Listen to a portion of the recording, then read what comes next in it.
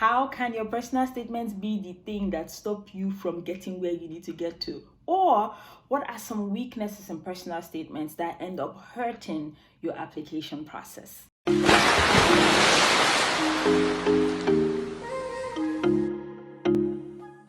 Hello, welcome to Winie Student World. I am your girl, Winie. Let us talk about personal statements and how they can keep you from getting your admission and your funding. All right, let us go ahead and dive right in. Okay, so how can that happen, right? How can your personal statements be the thing that stop you from getting where you need to get to? Or what are some weaknesses in personal statements that end up hurting your application process? All right, the first one is that you write a personal statement that is too general. You don't actually tell your own story, right? You talk generally about how great a field is, how wonderful nursing is, or how wonderful marketing is, or how wonderful psychology is. You don't bring yourself into this. You don't say what inspired you to want to do this profession. You don't talk about what you would bring to the profession. You don't talk about, exactly how this profession has impacted you. That could be a barrier to getting funding and admission. The next is if you write a personal statement that doesn't tell a personal story. It doesn't tell anything about you, right? The admission committee wants to read something that, hooks them, that lets them know, this person has really thought about this, or this person is taking the time to reflect on why they want to do this. A personal statement, it is called personal for a reason. Tell a story. Tell your story. Tell a story that shows who you are. Tell a story that connects your passions to your interests or your challenges to how you have gotten where you have gotten today. The next weakness in your personal statement is if it is disorganized, it doesn't flow. And so you jump from point A to point S and we don't know how you got there, right? It is mismatched. The paragraphs are just all over the place. There's no consistency in anything. You talk about your education and then you jump into talking about your experiences. You don't make any connection between the both of them. From one paragraph to the other feels like it's from completely different essays or statements, right?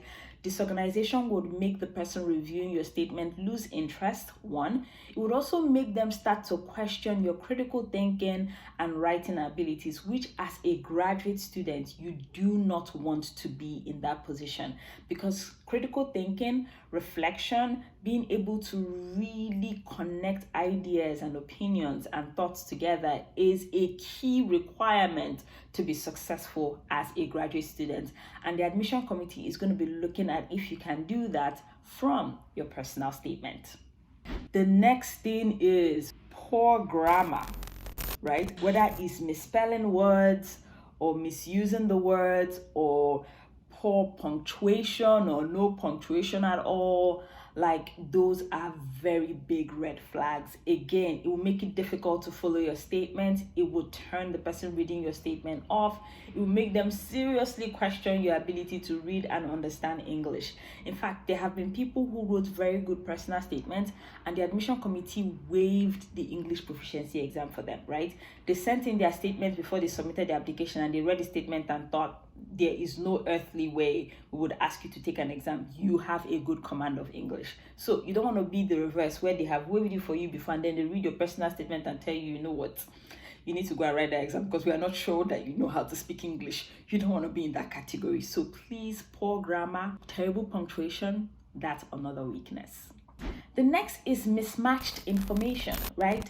What is on your CV is not in your personal statement. There's no connection, right? Or you're telling them things that you have done, but there's no other way they can verify that information. A good application brings the admission committee full circle. It's on your CV, it's on your personal statement. If they can find it on your transcript, if they can find it in your recommendation letter, those things validate the qualities and the skills and the experiences that you're saying that you have. And so if it's not connecting, if when they read the personal statement, they see the CV, they read the recommendation letter, it feels like they are reading about different people, you have done yourself a disservice. Writing is hard. It was hard for me at some point. It took me a while to get to where I am today with writing, and so struggling with writing is completely okay. We do have a personal statement challenge that can really help you start to work on this. It is a very straightforward course. It is actually created for people who hate writing or have never written or don't know how to write. So the link below, please click on it and go check us out. I also want to tell you about our free graduate application checklist. If you're on this process, it doesn't hurt to have something that can keep you on track, that you could follow and check off as you go along. And I also want to tell you about our funded graduate, program academy. So please check that out. It is amazing. Check it out, and I know that you will not regret it at all. So until I come your way again, my name is Winnie. Do not forget to like, follow, share, and subscribe. I will see you again in my next video. Bye bye.